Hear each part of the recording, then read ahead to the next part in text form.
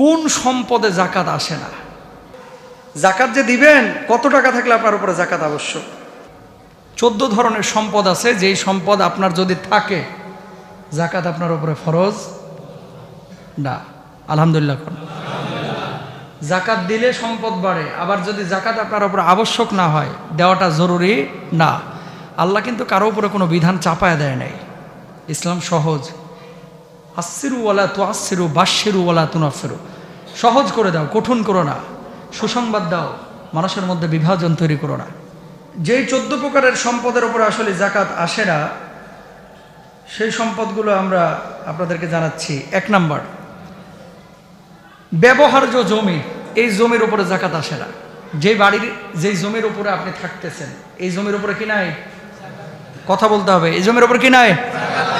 বুঝেন? এরপরে কিন্তু এটা আর বোঝানোর তরিকা নাই, খুব সহজভাবে বলে দিচ্ছি। 2 নাম্বার, দোকান, কারখানা, গুদাম, এগুলোর উপরে জাকাত নাই, এবং আসবাবপত্র। 3 নাম্বার, বসবাসের ঘরবাড়ি। 1 বছরের কম বয়সী গবাদি পশুর উপরে জাকাত নাই। 4 নাম্বার। 5 নাম্বার, ব্যবহারের পোশাক, কোট, জুব্বা। ওই তো বাংলাদেশে অনেক সেলিব্রিটি আছে, কোট কত? আমার কোটের দাম 50 লাখ। আছে না নাই? ঘড়ির দাম কত? আমার ঘড়ির দাম 52 লাখ, দুবাই থেকে নিয়েছি। আর ক্যালকালায় হাসে আর কি। কথা বুঝেন নাই? তোরা বলছে কে 50 লাখ টাকার কোট? চাপা মারা, জায়গা পাস না। এগুলো বুঝি। এই সমস্ত চাপাবাজি যতই করেন না কেন, এই কোটের দাম যতই হোক, এটার উপরে কি নাই? জাকাত নাই। তারপরে অধ্যয়নের বই, এমন কিছু কিতাবাদি কিনেছেন যে কিতাবাদি মিশর থেকে আনছেন, দাম পড়ছে 3 লাখ, এটার উপরে কোনো কি নাই? জাকাত নাই। গৃহস্থলের জিনিসপত্র এবং অফিসের জিনিসপত্র। এখন তো ইন্টেরিয়র ডিজাইন করেন আপনারা, অনেকে কাপ, পিরিচ, ওই যে প্লেট, এগুলো নিয়ে সুন্দর করে সাজায় গুছায় রাখেন, যত দামি হোক, এগুলোর কি নাই? জাকাত নাই। তারপরে 8 নাম্বার হচ্ছে গৃহপালিত হাঁস, মুরগি এবং পাখি, যেগুলো বাড়ির মধ্যে লালন পালন করেন, এগুলোর উপরে জাকাত নাই। ব্যবসা বাণিজ্যের হলো ভিন্ন কথা। 9 নাম্বার, চলাচলের জন্তু এবং গাড়ি। ঘোড়া কিনছেন 5টা ঘোড়া দিয়ে আপনি চলাফেরা করেন, ঘোড়ার উপরে জাকাত নাই। আর গাড়ি, যেই গাড়ি দিয়ে চলাফেরা করছেন, এটার উপরে জাকাত নাই। ব্যবসার জন্য কিনলে জাকাত আছে। 10 নাম্বার, যুদ্ধাস্ত্র এবং সরঞ্জাম। 11 নাম্বার, নিসাব পূর্ণ হয়নি জাকাতযোগ্য সম্পদ। কালকে 5 লাখ কামাইছেন, এই 5 লাখে এই বছর কিন্তু জাকাত ফরজ না। এই 5 লাখ যদি 1 বছর থাকে, আগামী বছর এটার উপর কি হবে? জাকাত ফরজ। বুঝেন? তার মানে আগামীকাল যদি 5 লাখ কামায় ফেলান, এটার উপর কি নাই? জাকাত নাই। আচ্ছা, তারপরে ব্যবসায়ের জন্য নয় এমন পুকুরের মাছ। এমন পুকুর কিনছেন, এবং যে পুকুরের মধ্যে মাছ আছে নেশাব পরিমাণ, কিন্তু ব্যবসার জন্য কিনেন নাই, খাওয়ার জন্য কিনেছেন, এটার উপরে জাকাত আসবে না। সরকারি সম্পত্তি, মালিক, জনগণ, গরিব, ধনী সবাই, এই সরকারি সম্পত্তির উপরে জাকাত নাই। পরিশোধযোগ্য জমাকৃত, পরিশোধের জন্য আর কি, জমাকৃত সম্পদ। আপনি ঋণগ্রস্ত 10 লাখ টাকা জমাইতেছেন, 6 লাখ পর্যন্ত জমছে, যে এই টাকাটা জমলে 10 লাখ হইলে আর ঋণটা শোধ করে দেব, এই টাকাটার উপরে জাকাত নাই। আগে ঋণটা পরিশোধ করবেন, ইনশাল্লাহ বলেন। আর কিছু ফাঁকিবাজ আছে, আল্লাহরে ফাঁকি দেওয়ার লাগে ঋণ ঝুলায় রাখে। কথা বুঝেন নাই?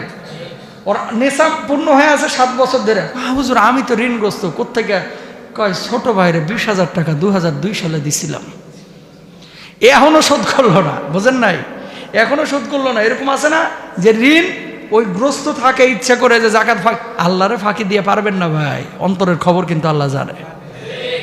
জানে কি জানে না? সুতরাং এই ফাঁকিবাজির কোনো সুযোগ। জাকাত যে দিবেন, কত টাকা থাকলে আপনার উপরে জাকাত আবশ্যক, আগে এটা জানেন।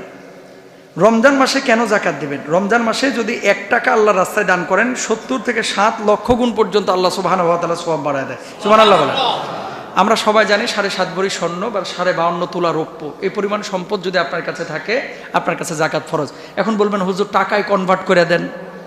আমি গুগলে দেখলাম যে ভালো স্বর্ণ, এটার ভরি বর্তমানে হচ্ছে 1,14,000, 10,000, 5,000, 6,000, এরকম রেট। এটা উঠানামা করে। ধরে নিলাম যে 1 ভরি স্বর্ণের দাম 1 লাখ টাকা। কয় লাখ? বুঝেন? 1 ভরি স্বর্ণের দাম যদি 1 লাখ টাকা হয়, তাহলে 7.5 লাখ টাকা পরিমাণ টাকা কিছু কম বেশ যদি আপনার কাছে থাকে, এবং 1 বছর যদি অতিক্রম হয়ে যায়, আপনার উপরে জাকাত কি? তো হুজুর, রৌপ্যের কথাও তো আছে। অবশ্যই আছে। আল্লাহ রাসূল সাল্লাল্লাহু আলাইহি ওয়াসাল্লাম বলছেন রৌপ্যের হিসাবে 52.5 তোলা রৌপ্য। দাম কত? বাংলাদেশের বাজারে এখন 80,000 থেকে 1,15,000 টাকা। এই পরিমাণ টাকা যদি কারোর কাছে থাকে তাহলে কি করবেন? যাকাত আবশ্যক হয়ে যাবে। কয় বছর? বলেন কয় বছর? এই হিসাব করলে রৌপ্যের হিসাবে অধিকাংশ মানুষের উপরে যাকাত ফরজ। আসতে বলতেছে, চুরি করার নিয়ত আছে তো? জোরে বলেন ঠিক কিনা? 1 লাখ টাকা এখন অনেক ওই যে রিক্সাওয়ালার ব্যালেন্সও থাকে 1 লাখ টাকা। হ্যাঁ, ট্রান্সফার হয়, ধরেন রাখছিল 3 মাস পরে তুলে নিছে, আবার রাখছে, আবার তুলছে, আবার রাখছে, এরকম হয়। বাংলাদেশে লাখপতি এখন হাজার হাজার, লাখ লাখ আছে লাখপতি। কোটিপতির সংখ্যা কম, কিন্তু লাখপতির অভাব নাই। রৌপ্যের হিসাবে ইসলামিক স্কলাররা কেন যাকাত দিতে বলে জানেন? আপনি যদি ইসলামিক স্কলারের রায় অনুসারে রৌপ্যের হিসাবে, স্বর্ণের হিসাব না করে, যেহেতু রৌপ্যের, এটাকেও আল্লাহ রাসূল বলেছেন রৌপ্যের হিসাবে যাকাত দিলে গরিব উপকৃত হবে বেশি, অধিকাংশের উপরে যাকাত ফরজ হবে। আর যাকাত ফরজ হলে কি হবে? গরিব উপকৃত হবে। কোন গরিব? যাকাত আদায়ের ক্ষেত্রে প্রথমেই দেখবেন আশপাশে কোনো গরিব আছে কিনা, মানে আপনার আত্মীয় ভাই ভাইকে কিন্তু যাকাত দেওয়া জায়েজ আছে। বুঝছেন কথা? আপনার আপন ভাইকে আপনি কি দিতে পারবেন? যাকাত দিতে পারবেন। ক্ষেত্র বিশেষে স্ত্রী তার স্বামীকে যাকাত দিতে পারবে, কিন্তু স্বামী স্ত্রীকে দিতে পারবে না। কারণ স্বামীর ভরণ পোষণ দায়িত্ব স্ত্রীর ওপর না, কিন্তু স্ত্রীর ভরণ পোষণের দায়িত্ব কার ওপর? মনে রাখবেন, মূলনীতি শিখে নেন। ওপরে এবং নিচে। ওপরে কি আছে? আপনার মা, আপনার বাপ, আপনার নানি, আপনার দাদি, আপনার নানির মা, আপনার দাদির মা, তার মা, তার মা, তার মা, তার মা, তার মা। হুজুর হে তো জানিও না, এ তো জীবিতই নাই, কবরে মরে পয়সা শেষ হয়ে গেছে। মানে আপনার নানি, আপনার নানির মা, আপনার দাদা, দাদার বাপ, দাদার মা ওপরের দিকে, এবং নিচের দিকে আপনার ছেলে, তার ছেলে, তার ছেলে, এই নিচের দিকে, এগুলোর যাকাত দেওয়া যাবে, কিন্তু আপন ভাইকে দেওয়া যাবে, বোনকে দেওয়া যাবে। যাকাত যদি আপনার উপরে ফরজ হয়, প্রথমেই খেয়াল করবেন, খেয়াল করেন, প্রথমেই খেয়াল করবেন যাকাত যদি আপনার উপরে ফরজ হয় যে নিজ আত্মীয় স্বজনের মধ্যে গরিব আছে কিনা। গরিব আত্মীয়দের মধ্যে আবার 2টা শ্রেণী আছে। এক শ্রেণীর মানুষ হচ্ছে সুযোগ পাইলে আপনারা কোপ দেবে। কেমন? কারণে অকারণে খালি দেখবেন টাকা ধার চায়। আছে না নাই? কিছু লোক আছে, এদের পেশা এটা, স্বভাব এটা। যখনই দেখবেন যে আপনার পকেটে কিছু বান্ডিল টান্ডিল আছে, টাকা পয়সা আছে, ভাই 10,000 টাকা দেয় না দোস্ত, এরকম করে। আর কিছু আত্মীয় স্বজন আছে এতই গরিব, ব্যক্তিত্ব সম্পন্ন, খুব প্রভাব প্রতিপত্তি ছিল, এখন নাই, নীরবে ছেলে নিয়ে কাঁদে, মেয়ে নিয়ে কাঁদে, রাতের অন্ধকারে কাঁদে, মুখ ফসকে বলতে পারে না, মুখ ফুটে বলতে পারে না।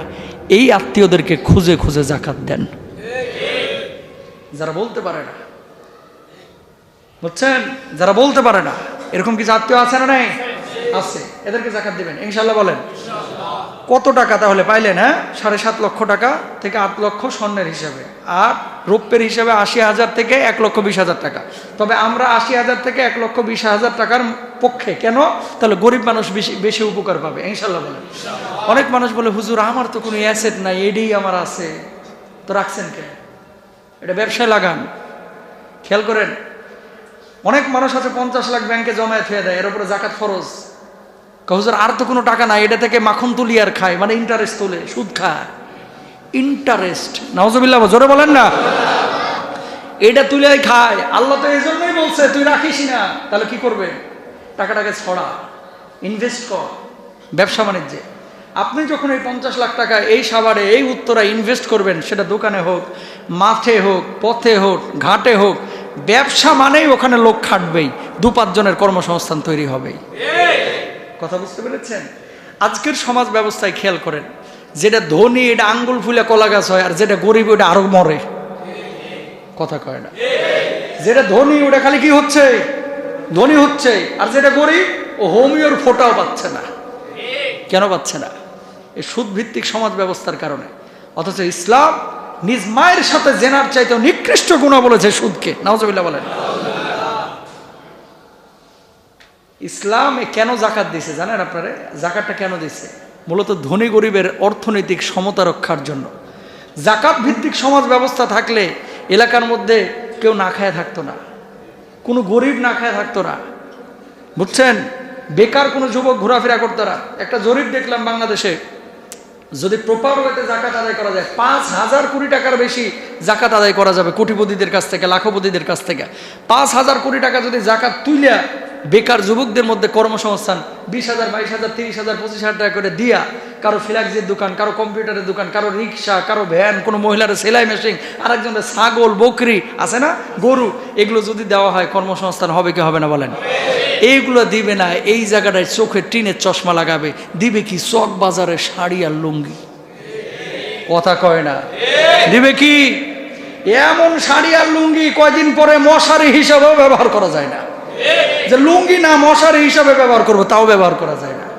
দরকার নাই তোরে ভাই, জাকাতের কিছু দাবি আছে। আচ্ছা মানলাম আপনারা 7 ভাই, 7 ভাইয়ের উপরে জাকাত ফরজ। ওই এক চাষিরে ধরে নিয়ে এসে 7টা শাড়ি দিচ্ছেন, বুঝছেন কথা? এই 7 শাড়ি যদি 70 বছরে হারে দেন, এ জীবনের উন্নয়ন ঘটবে নি। ওই চাষি যা দেখেন গাই শাড়ি আলমিরায় তুলে থুয়ে দিছে, মুরব্বী মানুষে শাড়ি দিয়ে কি করবে? তাহলে কি করবে? কিছু টাকা দেন, ওর যেটা প্রয়োজন সেটাও কিনে নেবে, সেটা 200 হোক, সেটা 500 হোক। পেটে ক্ষুধা আর হেরে লুঙ্গি বাঁধিয়ে থুয়ে দিলেন আপনি, এর খাবার পায় না সকাল থেকে, হেরে আপনি শাড়ি দিয়ে থুয়ে দিলেন। হ্যাঁ কইবে তোর শাড়ি তোর মুখেই থাকুক। বুঝেন নাই কথা? রাত্রে ঘুমাতে পারে না, চৌকি নাই, সার পোকার কামড়ে মনে করেন হ্যাঁ শরীরের গোস্ত উড়ায় নিয়ে যাইতেছে। হ্যাঁ এখন একটা খাট দেওয়া দরকার, আপনি খাট না দিয়ে হ্যাঁ শাড়ি দিলেন। কই বাপুরে শাড়ি আমি কি করব? তো যারে দিবেন আগে বুঝেন যে এর আসলে দরকারটা কি। ঢালাভাবে নিয়ে যে আপনি শাড়ি লুঙ্গি দরকার কি? গ্রামগঞ্জে হ্যাঁ আপনি দিচ্ছেন, এলাকায় আপনার হক আছে অবশ্যই। আপনি 2 লাখ টাকা শাড়ি লুঙ্গি কিনছেন, এই 2 লাখ টাকা দিয়ে গ্রামের অন্তত 20টা পোলার কর্মসংস্থান চালু করা যায়, ঠিক কিনা ভাই? বুঝছেন? এগুলা খেয়াল করার চেষ্টা করবেন ইনশাল্লাহ। বলেন তাহলে কত টাকায় জাকাত ফরজ এটা আপনারা পাইলেন। উট যদি 5টা থাকে কমপক্ষে, গরু যদি 30টা থাকে কমপক্ষে, ছাগল যদি 40টা থাকে, তাহলে জাকাত আপনার উপর আবশ্যক। এটা হচ্ছে জাকাতের কতটুকু নেসাব, এটা আমরা পাইলাম ইনশাল্লাহ।